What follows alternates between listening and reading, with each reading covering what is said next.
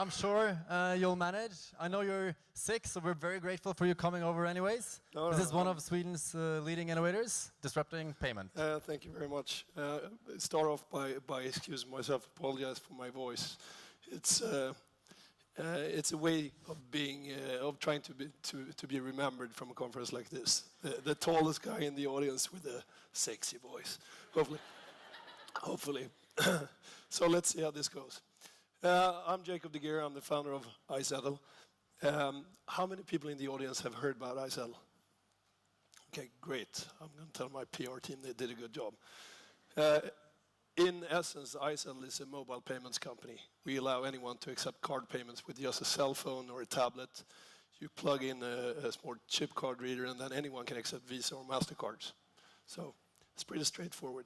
We pay out to your bank account the day after. So we're perfect for the small business, or we're perfect if you want to sell something on the equivalent of Blocket in Sweden, for example. And I got started with this in 2010 after closing 3 other companies. I started off in 1999 with a company called Tictail and then went on to other companies.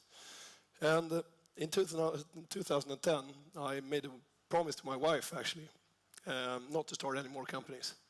We just had our second child, and to say the least, our life was a massive roller coaster ride. And she said, well, you better go cut your hair, get yourself a real day job, and go find yourself a proper workplace with pensions and a company car and all these nice things that all our friends have that you never do. And then she came home one night. She happens to be an entrepreneur herself, if you like, a sort of one-woman show. She imports things from Asia, sells it on different Swedish trade fairs 4 times a year. She came home one night in January 2010, and she was absolutely furious. And I was happy because it wasn't my fault this time.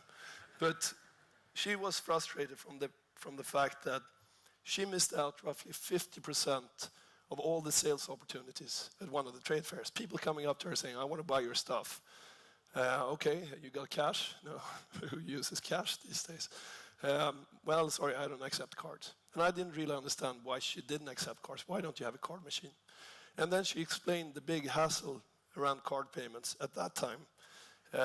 The big problem for her was that she runs a small business, uses a card machine 4 times a year. At that time, the industry was centered around a setup fee, probably 15,000 Swedish kronor to get a card acceptance terminal. Monthly fixed fees, like your cell phone setup, so you pay 250 or 300 Swedish kronor or Norwegian kronor per month. And then on top of that, you got transaction fees. So, in the end, not a good idea for her. And it struck me that that must be a pretty big problem for others as well. And someone must have solved that problem, because it's a massive problem. I started Googling around, and the only player I found was a company called Square in the US. And this was 2 months after Square launching. So I told my wife, call Jack Dorsey and have him send you one of the small sort of magstripe readers that they produce. And then she sent them a mail, and they got back saying that in Europe you got a different infrastructure. All your cards are chip card based. In the US, we're still, Stone Age. We use the mag stripe on the back of the cards. It's like a, tape compared to a Blu-ray, essentially. And so that was my cue. So I asked her permission. Can I get started with this? And she said, yeah, fine, go ahead. And I started.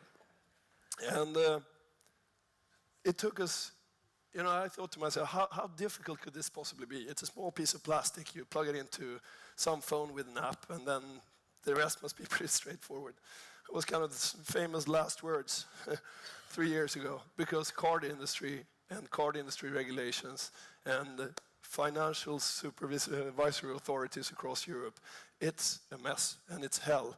And it took us roughly 1.5 years to re-engineer the traditional card terminal that you see in any store to have a similar version made for cell phones. That was actually properly regulated and approved from a security standpoint. And then everything looked really hunky-dory. We got great interest from different European VCs. Everyone was fighting to invest in the company. It was happy times, really. And I'd say one of the, coming back to challenging the establishment, our business model worked in a way that we had no setup fees, no monthly fees, no nothing. It's a pay-as-you-go service.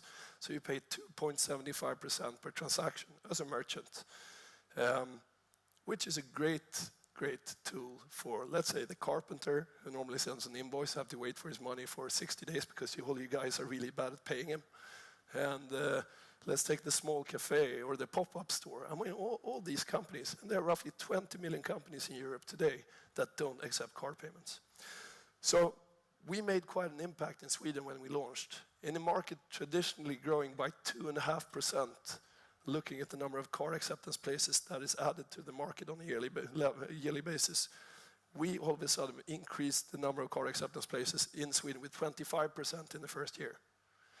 25% compared to 2.5%. And the banks started getting really scared because we were tapping into their core segment.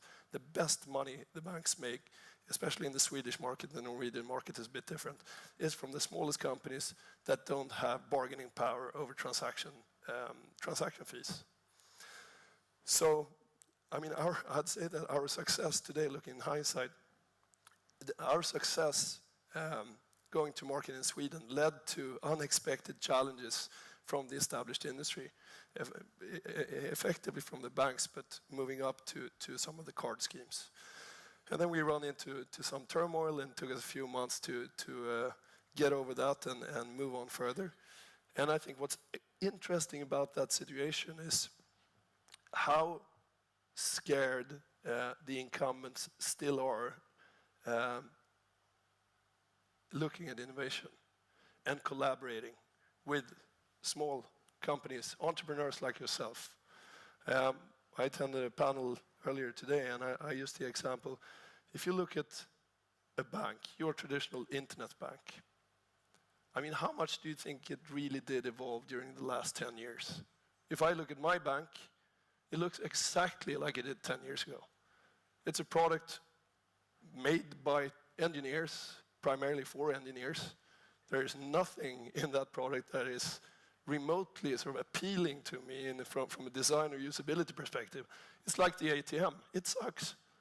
I mean, it's an awful experience. So why don't banks or telcos and others sort of embrace what we're all doing, what we all are aspiring to do? We want to change things that are broken, things that does not work, things that look ugly or just doesn't work. And we can help them because we're really, really good at that, being innovative and understanding sort of social media, how we can sort of drive adoption through new channels. What is appealing to us in terms of usability and what kind of functions we want. For example, why doesn't any internet bank sort of break down your card spend? 1 minute. Yeah, good. I only got 1 minute left of voice. Why doesn't any internet bank? You spend probably 99% of all your spendings through your credit card. So they have all your data. Why don't they tell you in an easy-to-read budget how much money you spent on clothes or on cinema or on food or whatever? I tell you, my wife would have loved that functionality. Her budget is, it's a mess. And there are so many great ways that we could help them out, just helping out with these great tools. And I think that iZettle has come along a really long way. We are not interested in transaction or the hardware or anything. We want to help our merchants grow through big data. How can we help a small cafe grow their business through all the insights that we have? And that's where we're heading, and it's going to take some more time, but we're getting there. Thank you very much. I'm sorry I ran over time. Thank you very much. It's a good sign that you want to talk over time. I think it's going to be difficult to limit your time, but I'll try my best. Thank you very much.